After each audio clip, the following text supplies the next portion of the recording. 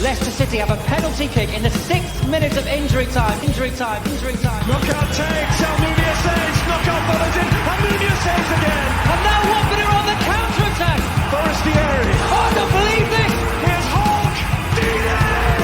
I do not believe what I've just seen. Troy Deeney has scored from a Leicester penalty that was saved by Almunia. Do not scratch your eyes. Do not scratch your eyes. Do not scratch your eyes.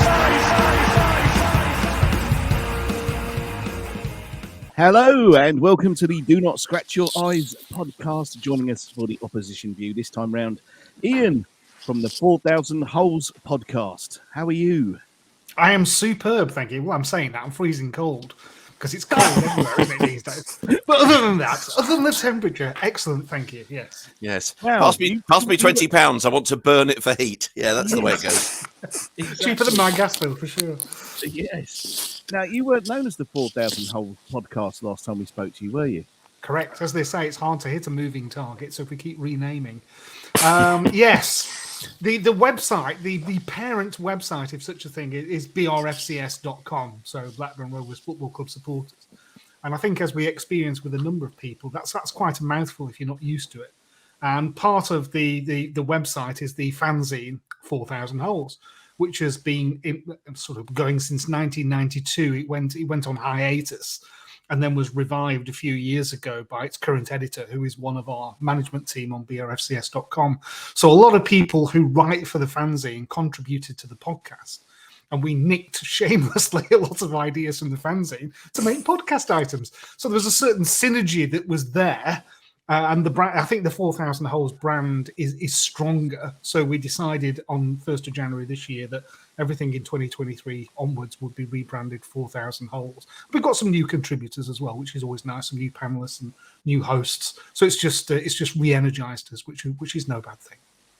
Lovely So stuff. The 4,000 Holes that I was basically reminded at the beginning of the podcast refers to 4,000 Holes in Blackburn, Lancashire, from A Day in the Life from the Sergeant Pepper album, which took absolutely spot on. The drop, but yeah, I get it now. Yes, Anyway, yes, yeah, it resonates with people of a certain age, I think. So it's. I don't wish to divulge how old I am. My dad used to play that album a lot. Shall we?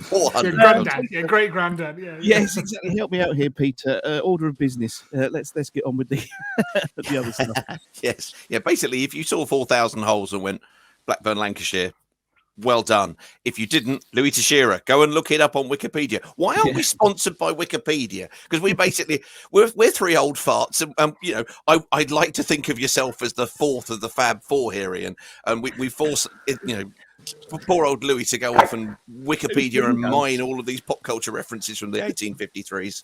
Never mind. I'm not having you not stick to yourself. I'm not an old fart. Are you underwater? You're a bit crackly there this evening, Carl. Oh, am I? What's your rather dandy headset that you normally wear? I'm explaining to Peter. I'm redecorating, so I've had to move a few things about. So Oh well, yeah, you are very, very crackly there, sir.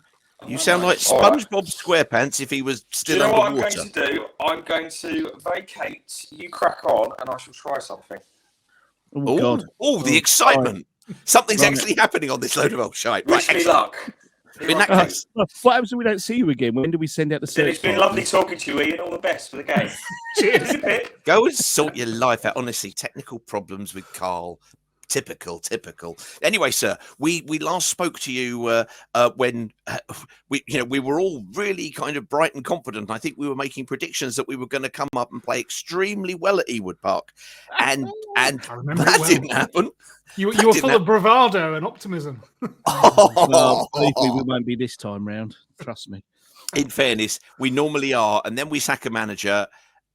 And then basically the cycle repeats. That's pretty much what happens. Was that Edward's last game in charge? Was it us that saw him off?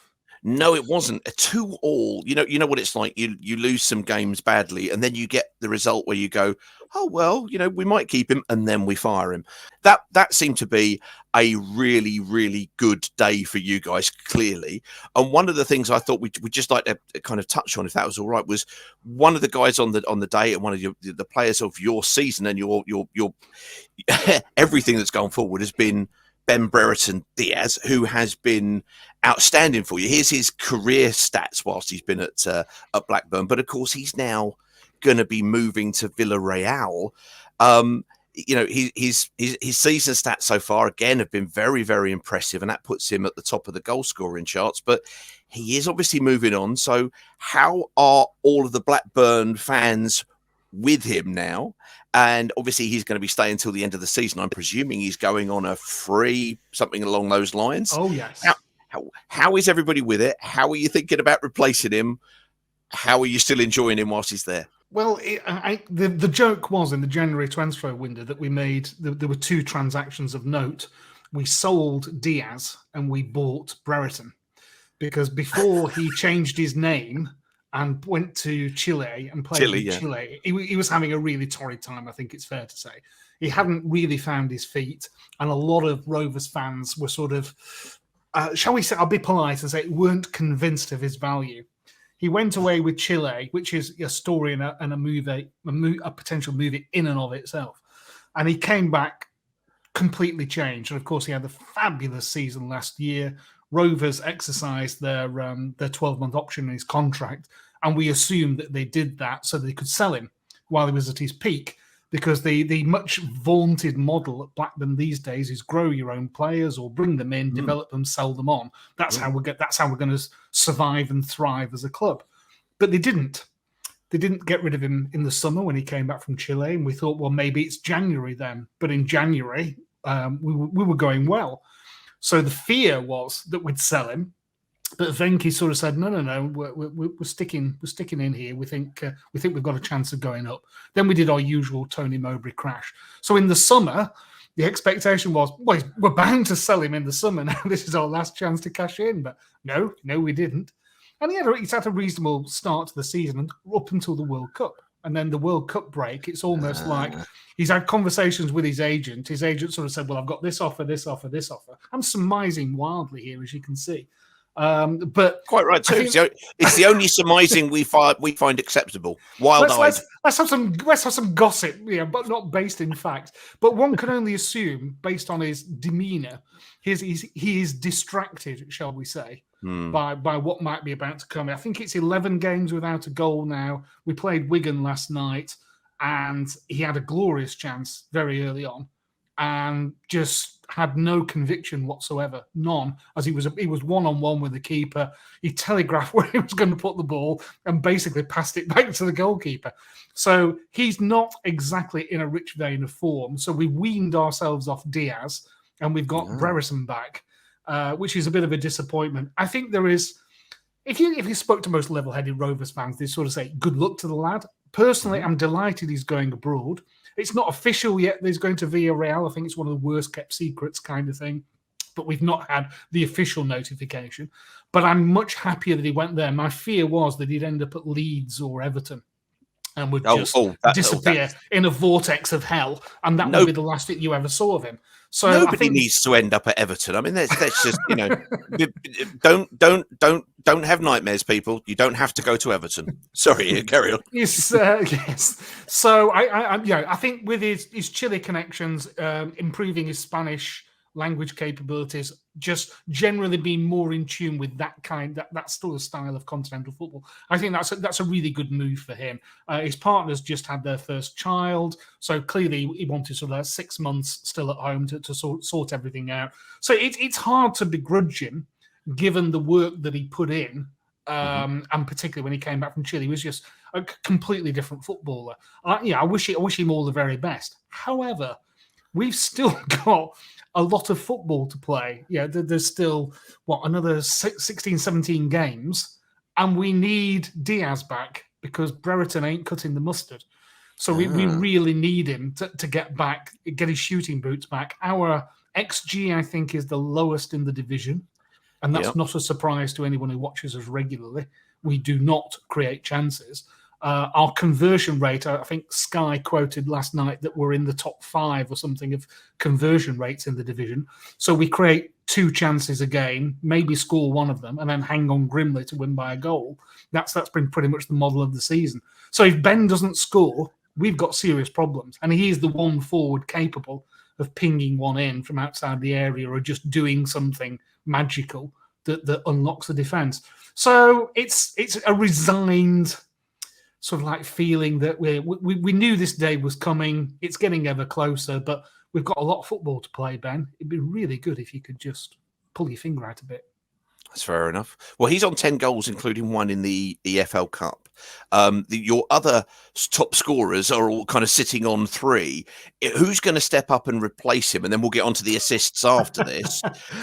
Because it doesn't feel like, exactly as you just described there, it doesn't feel like you're creating an awful lot. No. How was John Dahl Thomason? I saw his most recent video when he was kind of talking around, looking slightly disappointed that more incoming hadn't occurred, and he even said, well, Watford have had 8. I mean, 8 for us is basically just a Tuesday. Quiet. You know, it's just welcome to the turmoil, sit down and have a seat, we'll sign you in a minute. How has he been considered as the season has gone on? You've gone sort of 5 games, including obviously Cup, and I think it was a replay against Birmingham as well, without a win. How is he considered, and is there anybody in the squad currently who can step up, or are you going to have to go outside to get a replacement for Brereton, Diaz, or indeed Brett? Yeah, there's a lot to unpack there. Let's talk about the January window, because I think that will lead us on to the conversation about goal scoring and why it was so important we had a good January window. I think you didn't need to be Einstein, and you didn't need to be the world's greatest football scout to look at our forward line and sort of say we are heavily dependent on one player. It would be good to have a plan B. It would be good to have a different option. So we went into January with this new, supposedly, this new infrastructure in place. Greg Broughton as director of football. Everything was there set up to bring these players in. And I'm not sure how much resonates outside of East Lancashire and how much of the tale that you've heard. But we apparently chased at least 3 strikers, got quite a long way down the line with a couple of them. One was Dennis Undav at Brighton, who apparently late in the day said, I think I'll stay. Fancy rock. And then they played him on Saturday and he missed an absolute sitter. So I think a lot of Rovers fans looked at that clip, thought maybe we dodged a bullet there. Another one was, I think it's Kone from France, from Lorient. Again, got quite a long way down the line, and then his club sort of said, no, we've had an injury or something, we're not letting him go. There was rumour of a third, not named, but there's all sorts of speculation. Again, it was an overseas signing. So it was kind of like, well, hang on a minute, Rovers, you've known about this, you've got this infrastructure in place, you've got this backroom staff doing all the analytics and number crunching. You kind of need to get someone in. And we brought in Sorba Thomas from Huddersfield on loan as a winger, which is a rare beast for Blackburn Rovers these days. We seem to play centre forwards out wide. So having a genuine actual winger doing genuine actual wing stuff is quite a novelty. And watching him play last night and sort of like get chalk on his boots was kind of, wow, this is amazing. You can have a winger playing wide. Who knew? And he looked quite promising, actually, but he's only in on loan. There's no obligation on either party to see that through. So he's notionally sort of like the replacement for for George Hurst, who was on loan, who we've let go, and he's gone to Ipswich. Dylan Markanday, who's a bit of a, shall we say, an Aldi Riyad Mahrez. Think of that sort of style of player. He drifts out wide, sort of like uses his wand of a left foot and tries to create stuff. He came from Spurs last year, lots and lots of promise and potential. Got injured within 20 minutes of his debut, and then was out for sort of like 8 to 9 months. So why I think didn't we sign him? Yes, that's our kind of player. So he's gone to Aberdeen on loan to get game time, and Aberdeen then sacked the manager, of course. So that's going well. And then on transfer deadline day, the rumour came in that we were after Lewis O'Brien from Nottingham Forest. Now I remember him playing for Huddersfield and being really impressed. So a player that would definitely enhance our midfield.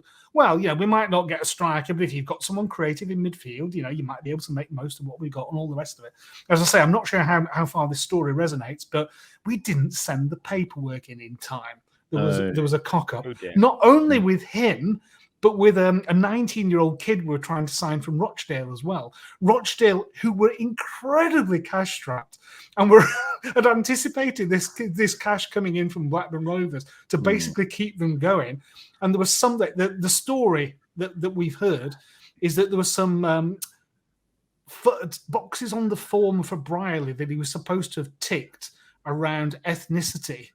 And he didn't tick them, apparently.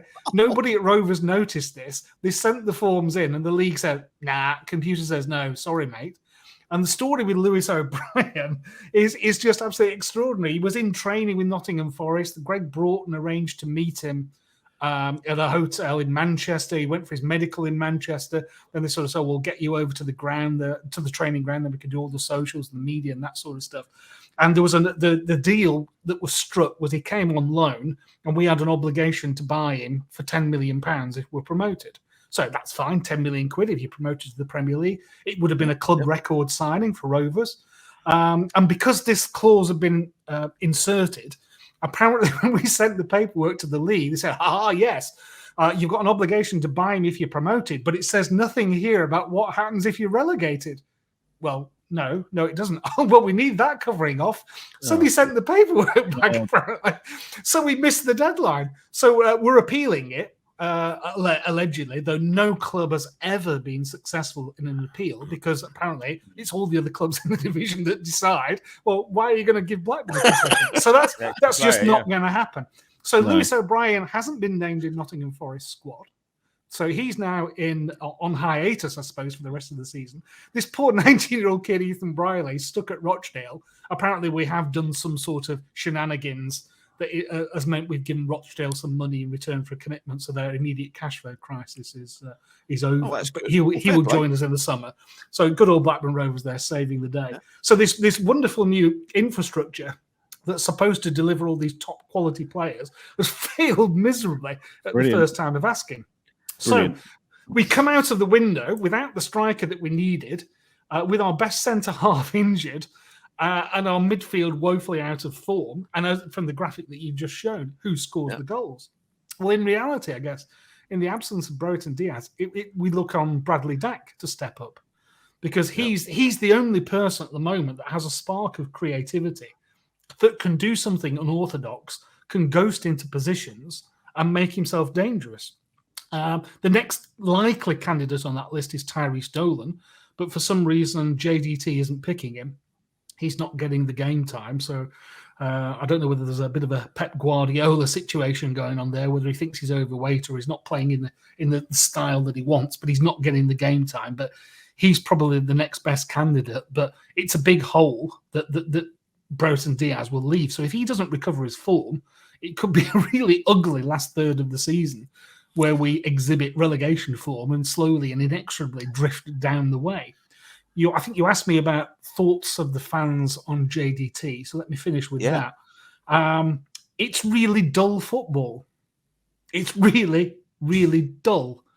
There's a lot of, again, we are the Poundland Manchester City, where we just knock it from side to side at a very slow pace. And the only player that seems really comfortable hitting a first-time ball at pace and trying to make something happen is Bradley Dack. But the problem is that's not seemingly the game plan. Now, whether Thomason's sort of said, this is how we're going to play, you need to bring me the players into play to this style, and we failed to do that.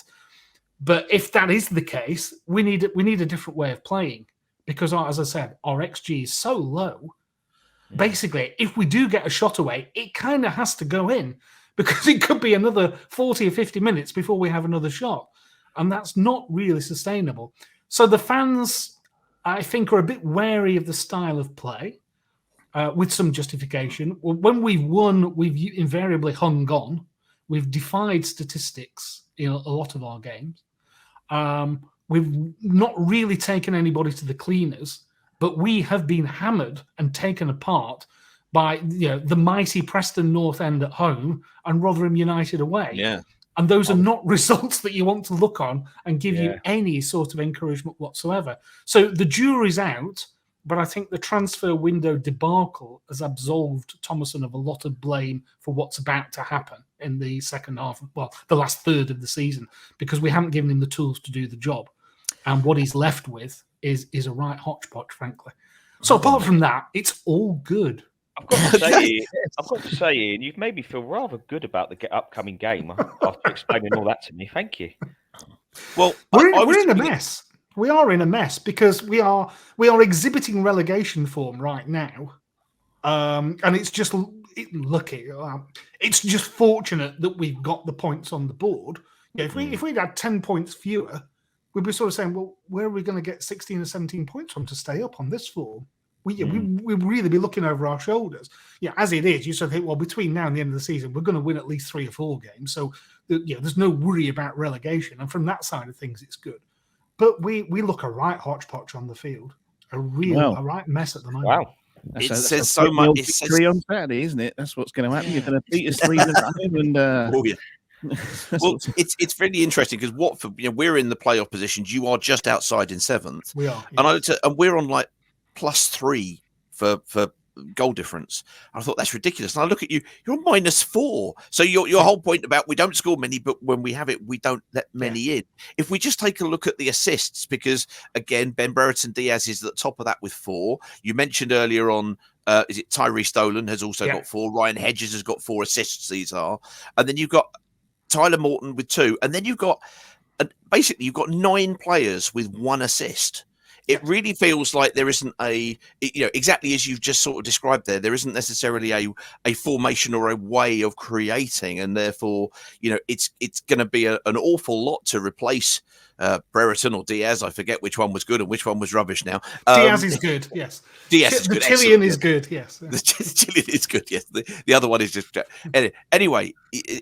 That's really telling. But there's another thing that I looked at in the statistics for you guys, which is when you come down to how you have performed. If we look at your home record there, and we're just taking a look through all of the home games, and you've had a goodly run, and you've played kind of started of the season. You sort of played a 4 at the back. You switched in the middle to a 3 at the back, and then went to a 4 at the back.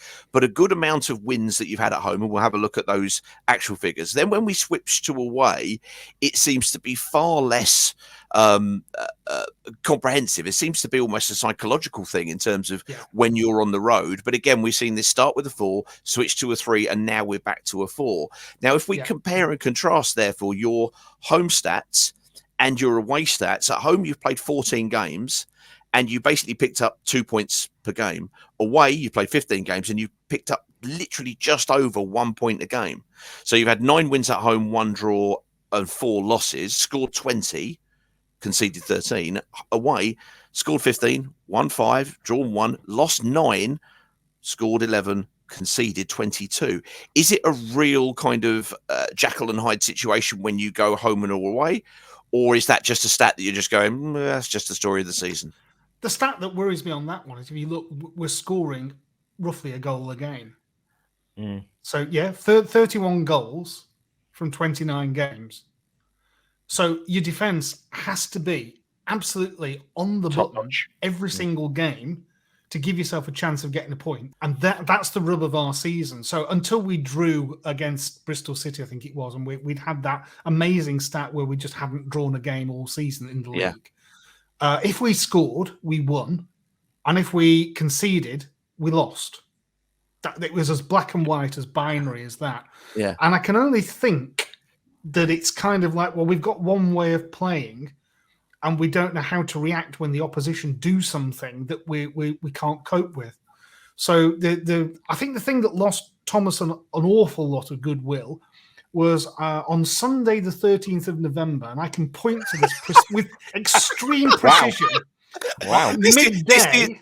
This is the level of nitpickery that only football fans are capable of. Well done, Ian. Sit down. Let me explain why it resonates so loudly. On Sunday, the 13th of November at 12 o'clock, I walked into a restaurant in the East Riding of Yorkshire with my wife to celebrate her birthday.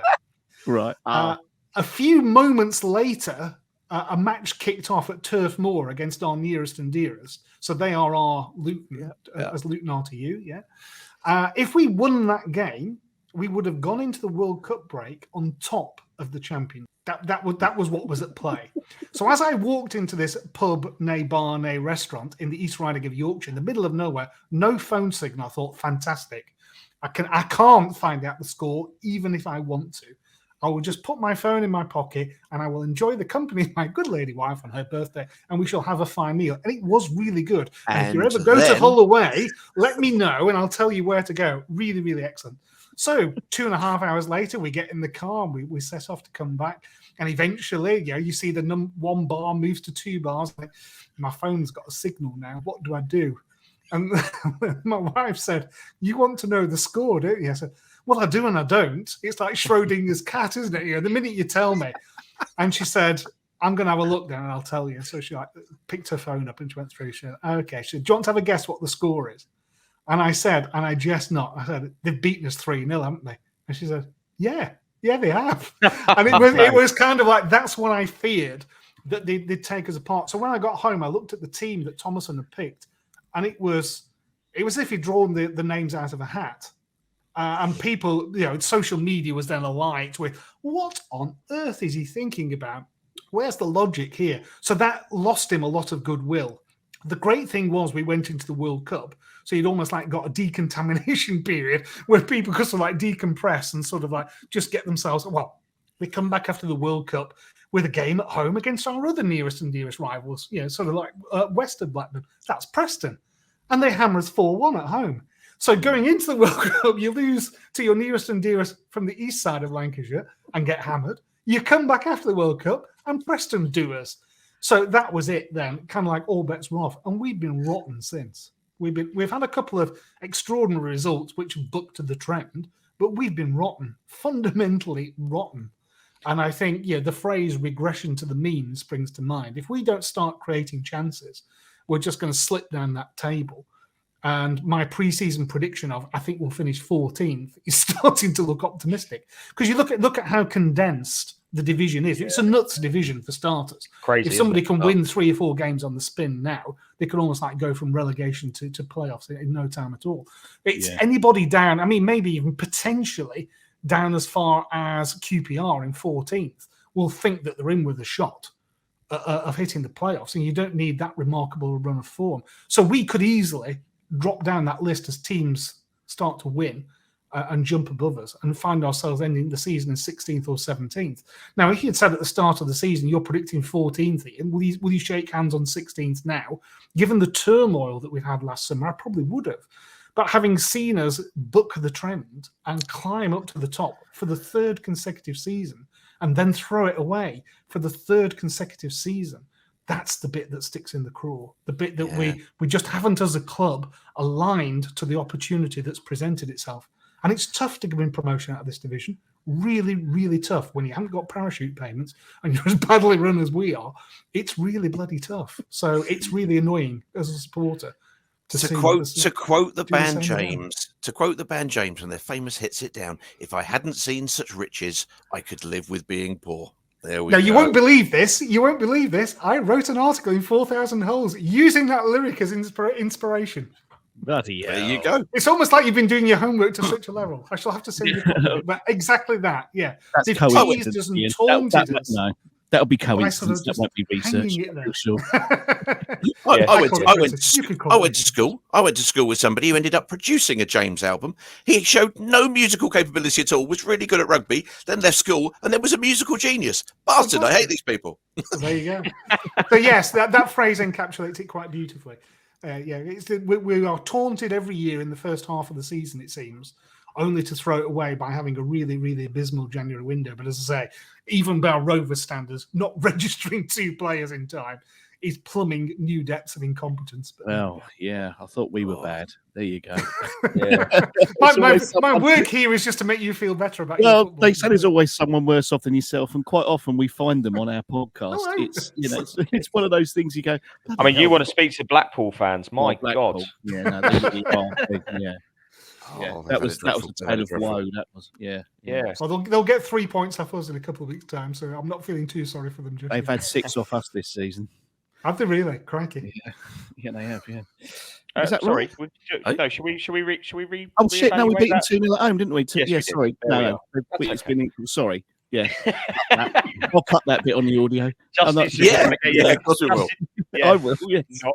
Justin's just trying to get you to feel sorry for him, Ian. That's I all. am. Sorry, no. It's working as well, I have to say. Yeah, no, you're right. We beat them 2-0, didn't we? Toby, There's Justin in charge of statistical be told. analysis. What are we doing? Anyway, enough of this waffle. Do not scratch your eyes.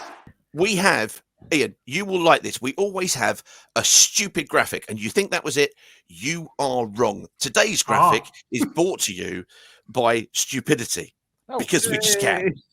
So, in the meantime, I'm jealous back of in, that. back in the world of the grown-ups, we are going to go to. For that. We're going to go to. No. No, there's far more piffle and rubbish. 3 players who played for both clubs. Justin, can you name one of those players? I can immediately name Tim Sherwood. Excellent. Carl, can you name one of those players? Yes, I can. Danny Graham. Therefore, Ian, can you name the final player? Yes. Barry Ending. Oh, excellent. We shall come Barry to this in Ending. a second then. Oh, Barry Ending. However, in our recent bumper book of nonsense, soon to be on public release rather than just Patreon, Carl did an excellent guide to the North, which did also incorporate a reference to Tim Sherwood and Watford's part in your absolute glory, Carl. Yes. Away you go. Seamless. Oh, thanks. Oh, right. I've literally been No, that throwing- was it. That was me throwing you a rugby ball. Throwing me a rugby ball. Thank you for that. Excuse me. Right, Ian. As I was Yes. going to say, do you think that Blackburn are suffering with a hangover, dare I say, from all the success that they had all those years ago? Premier League champions. It's never quite just got back. I mean, I remember you coming up a couple of times, being relegated, but they've never just managed to grip onto it, have they? No.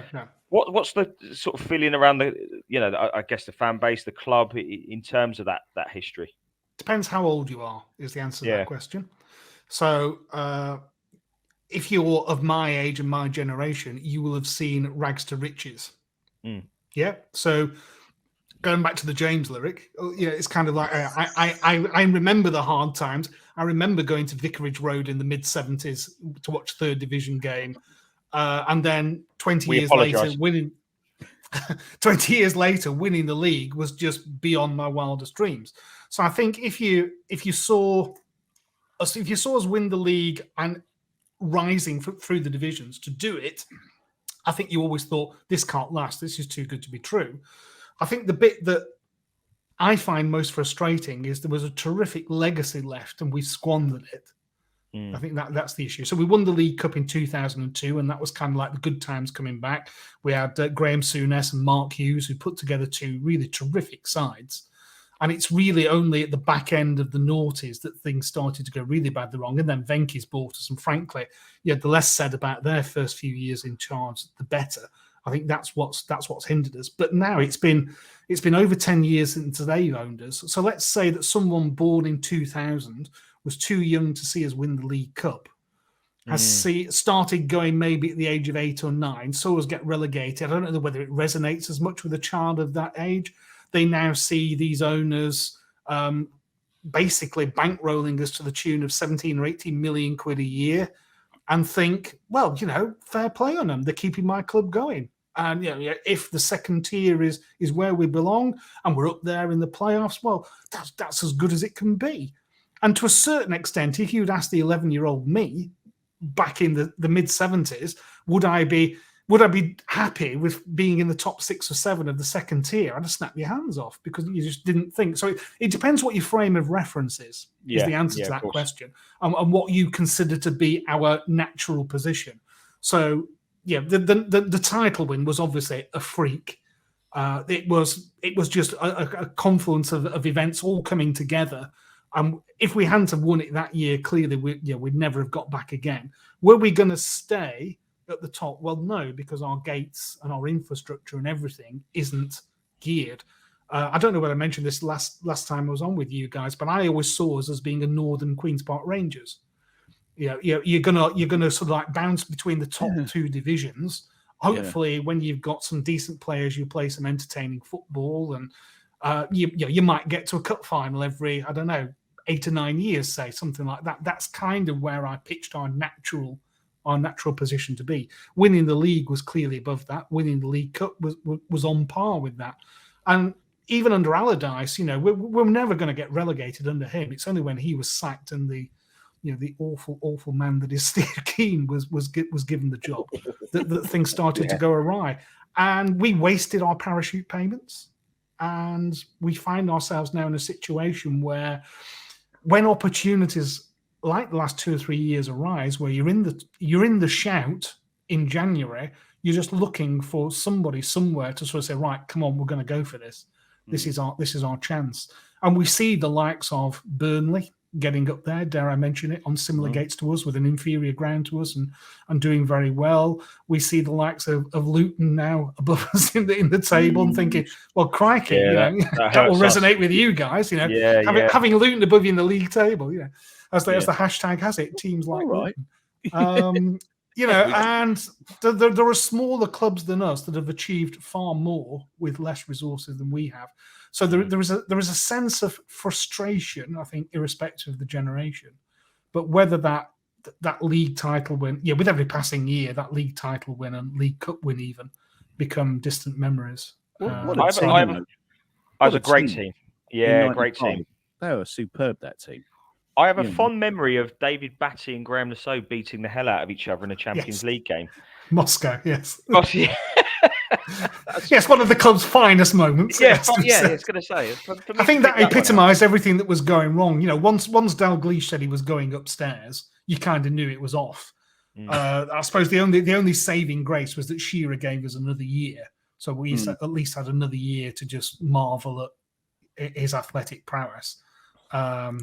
And so, in and of itself, that season was worth it just to watch him for another 38 minutes. Mike Neal, Alan Shearer, Tim Flowers in goal, Colin Henderson, some great players in that side. They really were. Yeah, absolutely. Yeah, it was. I couldn't believe it. I had to pinch myself on a regular basis, walking into Ewood Park expecting to win, when the opposition is Manchester United and Liverpool and Arsenal and Chelsea and teams like that. I mean, not the size they are now, but even so, just think, we're going to win today. Why? We've got Shearer. He'll make something happen.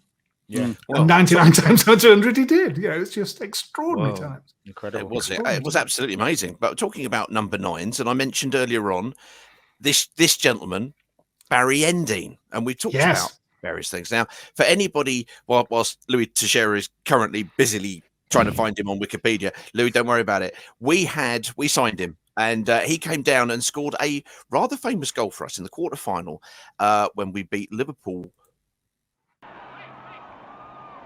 Scallion. Lug. Nicely through the legs of Wall. Endine! It's there!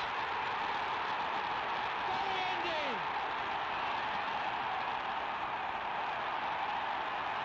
That's the man who's put Watford in front and made a surprise here, a definite possibility. Now, there you go, Louis. That was when television was in black and white. Go and Wikipedia that now. Now, it was a great things in that shot straight away is the fact that this was in the days when, well, first of all, players were called Ray Lugg. What a great name. And also, the groundsman's most useful thing was straw and hay, kind of sprinkle it around. Prevention. Sprinkle around. You just walk in and go, "Is it Horse of the Year show? What's going on?" Anyway, maybe a little like Hickstead, didn't it? Exactly. But he then went on. Barry Endine did great things at Watford, but he moved on, and it will be 50 years to the day this coming Friday when we played exactly one of those games that Ian just mentioned, League Division 3, Saturday the 10th of February 1973. Now, I do have to absolutely give a shout out here because all of the program stuff is done via oldwatford.com, which is a fabulous website. If you like that sort of thing, go away there and have a look. And the team names, are wonderful, and there are some real players here. Andy Rankin, hugely famous goalkeeper and hugely vital goalkeeper at the start of GT's first era. This all predates GT. In fact, The manager before GT was Mike Keane, who was playing for us at number 4. Walter Lees could still be seen in and around the ground and the former Players Club. Number 8, Ross Jenkins, a bigger legend at the club you will not find. Pat Morrissey, we're going to have a look at him in a minute. Pat Morrissey went on to have one of the best moustaches at the club, I have to say. It was really rather good. Duncan Wellborn, Justin. Duncan Wellborn, yes. who is now The mural. immortalised in the mural on the subway. Yeah. When we come along to Blackburn Rovers, talking about number 9, Mr. Barry Endine there, but also there are some other pretty big legends there, aren't there, Ian? I mean, Yeah, Derek I mean, running 600 odd through games. that list, yeah, you've got Roger Jones was my first Rovers hero. I just kind of fell in love with him. And I really liked, I think in the clip that you're going to show, he had his shirt collar over and above his green goalkeeper shirt. Yes. Sort of Oh, half we'll white see and half this. blue. So whenever I played in goal as a kid, I used to do that to copy him. That whole, you see, look, the shorts, we'll talk about that in a second. Can we also just mention the fact that it's clearly fucking snowing and somebody's gone, let's go out and take a team shot, lads. Yeah, let's That's take a fucking picture today, popular. guys. That hair keeping warm. Look at that guy in the Just middle. fantastic. Look at that. What a mullet. That's fantastic. That. So that's Stuart Metcalf, who is a Blackburn legend, no longer with us, sadly, but hometown boy, came through the ranks, a real loyal servant. You've got Tony Parks on there as well, of course, who is Mr. Blackburn Rovers. I mean, yeah, he I think he signed for us in 1970 from Buxton, and obviously carried on as a coach and assistant under Kenny Dalglish. He's probably the world's most famous caretaker manager. Going on, you got Faz back row left hand side there, who's the club record appearance holder. John McNamee, this is my era. You've made my day here. John McNamee signed from Newcastle. Roger Jones, we've talked about. Kit Napier, who came from Brighton. Tony Parks, and then Barry, as he's known to Blackburn Rovers fans, Dumper Endine, because he once found himself in Magistrates Court having borrowed a dumper truck. Let's just sort of say late at night under the influence. Bottom left is the man that Ken Furphy, a name that will resonate with your listeners. Yes, of course. Some of your listeners. He described David Bradford as being likely to be the world's first £1 million footballer. So when Trevor Francis signed for Nottingham, I felt I was shortchanged there. So Furphy took Bradford to Sheffield United when he went to Sheffield United, and then he took him to America. And I think David Bradford played for New York Cosmos in the same team as Pele and Rodney Marr. Not Rodney Marr. Who else played for it? Well, round about that time, in the early 70s. Mick Heaton, who went on to be Howard Kendall's assistant at Everton when Everton won the league. Stuart Metcalf, we talked about. Don Hutchins, various. I think when you were about 8, 9, 10 years old, those names are sort of like ingrained. Ask me what I had for my tea yesterday, and I'd have to think about it for an hour. You've taken me back down memory lane there. The New York Cosmos thing, because also we had Keith Eddy, who was captain under Furphy, and Furphy went out and managed. Yeah. So we had Keith Eddy, who ended up becoming the captain to Pele and Franz Beckenbauer. That's it, Beckenbauer. Yeah, I knew there was another legend at Cosmos. Yeah, you've absolutely ridiculous. Yeah. Here's the Watford team at the same time. Now, now I can't tell you which one of these has stolen a dumper truck, but I'm looking at you, Andy Rankin, just in case. But the really lovely thing in here is we have Ron Wigg. These are great names. There's Dave Butler in there, and you're going to see a touch from Dave Butler, the likes of which Andre Gray, are you watching? This isn't in colour, and that's because the only colour team kits we had there also included Elton John at the front and a very, very young Ross Jenkins. I mean, that does look like a Wormwood Scrubs prison five-a-side team. Apart from Elton, it does, doesn't it? Look, who's that guy at the top who looks like Gaz Coombs out of bloody Supergrass? I think that's Colin French. I think. But what's interesting is next to him is Andy Rankin, who's the goalkeeper, who they've gone, nope, let's stick him in one of those kits. So that was all of the photo session we recently had, or back in July.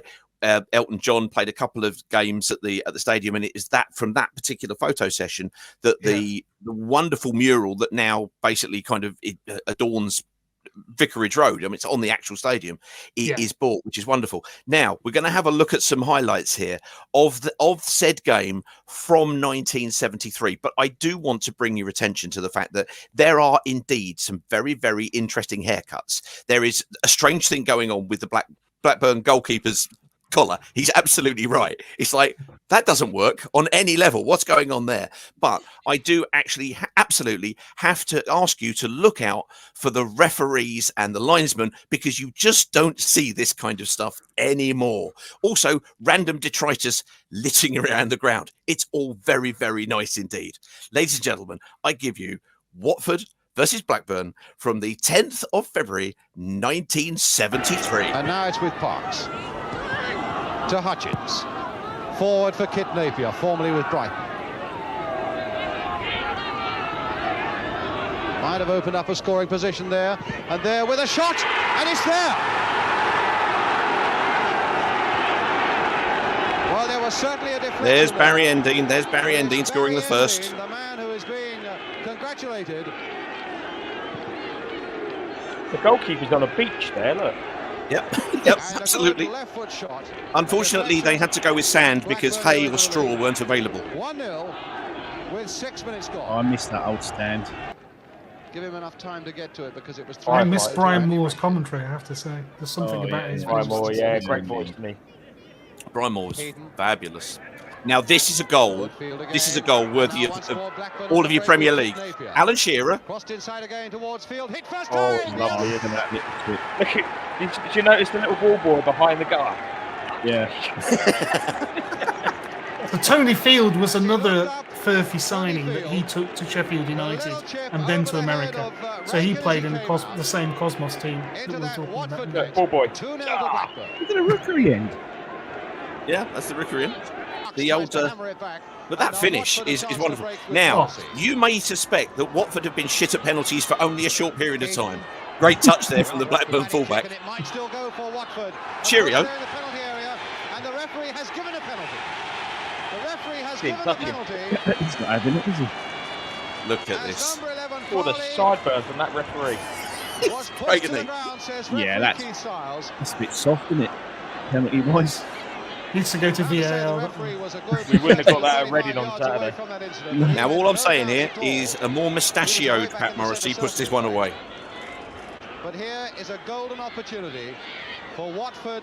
Study Very good the look at goalkeeper's Blackburn collar. defence. It looks as though Look at it's those Morrissey. shorts. Look at those shorts with the blue edging. Look at them. They're beautiful. And it- Oh, good lord. I mean, That's my hero. Save by Roger Look, what's Jones. going on there? shit Housery by the Well, they call him keeper. best goalkeeper outside Yeah. the first division, and Pat Morrissey, I should think, would Oh, say oh, I would good agree lord. with that. Look at that.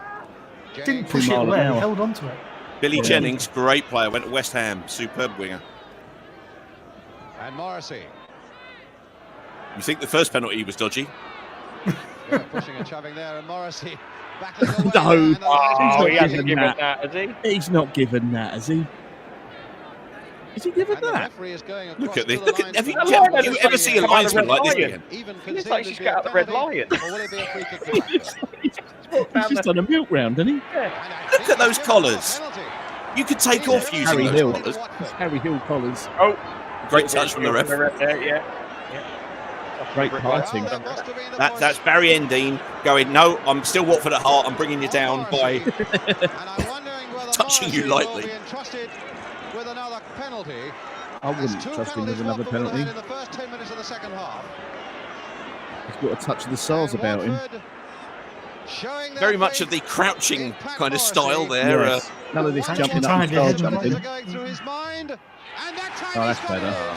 And Roger Jones is beaten at last, and Watford get back into the game at 2-1. He changed his direction. I'm the sure he second looks time, down at the Morrissey. sand and kind of, kicks it Jones about. can't I would have got it believe he'll go the otherwise. same way.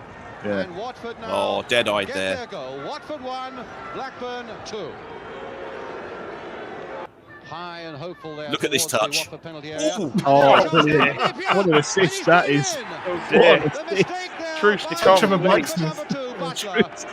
He didn't control it at all. And Napier, there's Pollock, Matty He Pollock. didn't control I've got it. Napier Oh. came Oh, roaring good in, lord. See you later. scored the goal, and that makes it 3-1 for Blackburn Rovers. It does make you And virtually appreciate puts it out the of amount reach of Watford now pissing with and only whinging we 4 do about our minutes centre left. backs, and if Watford that had won, happened Blackburn in today's Rovers game, Yeah. Do you never see him guys again. watch Big Match Revisited on Saturday morning? Oh, I had Pete, let Peter slip into his anorak. Hang on, just bear with yeah, us sorry, 2 seconds. sorry. Have I asked the I've wrong got- question? I've got a whole I've got a whole channel which I basically built in order to leave alone and let people do it, called You on CV, and it's all of that sort of stuff all brought in. It's compelling viewing. It's I just have to fantastic. watch it. I say What I Brian love Moore's voice is just so soothing. It's so mellifluous. It just takes me back to a point in my life where you're carefree and you're a kid, and everything's right when I hear those tones. And somewhat, as you say, watching the pitches, the kits, and the standard of play.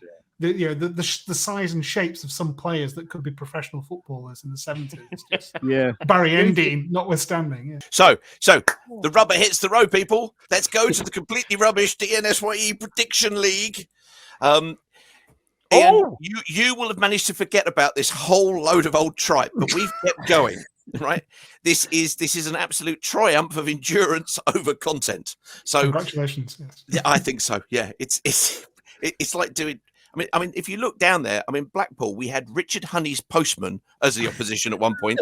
We also had Carl's sister-in-law, and we put her on the list. She's on the table, which is excellent.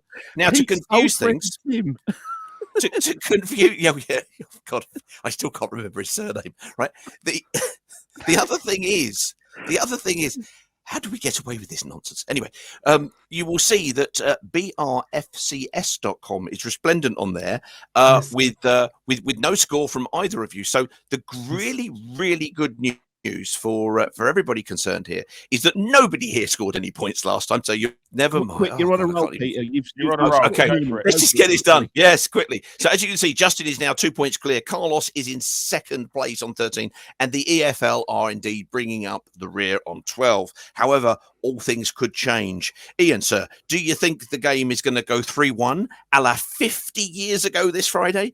Or what do you think your forecast is going to be? Well, it might go 3-1, but not to us. Yeah, I'm going to use reverse psychology this time, and I'm going to predict that we're going to get our bottoms handed to us on a plate. So it takes one scoreline off you guys, and then if I'm right, at least I've got the consolation of adding some points on that prediction league. I think we're in rotten form. I think we've got all sorts of problems.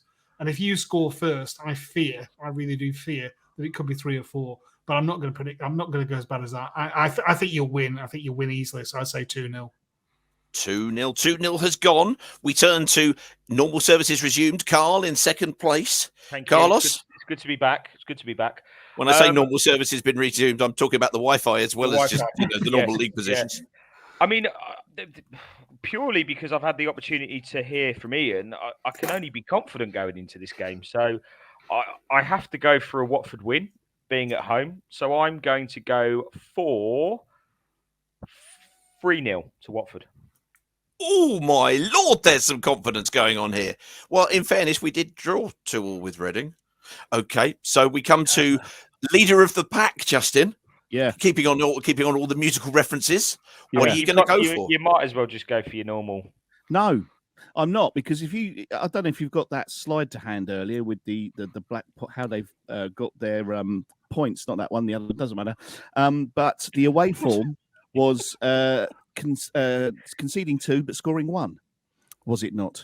Was that not the? So you're going. Okay, this one. Yeah. So 4-11 away 22. My fractions tell me that should be 2-1 to Watford. So basically, Watford are going to win by 1.3 goals to 0.7. Excellent. Correct. Yes. So I'm going to make that 2-1 to Watford. So there you go. go. There's an opportunity here that nobody picks points up if Blackburn win 1-0 or draw. That's very quick maths, Carl. Yes. Am I right? I think I'm right. I think so. Yeah. Who knows? Who cares?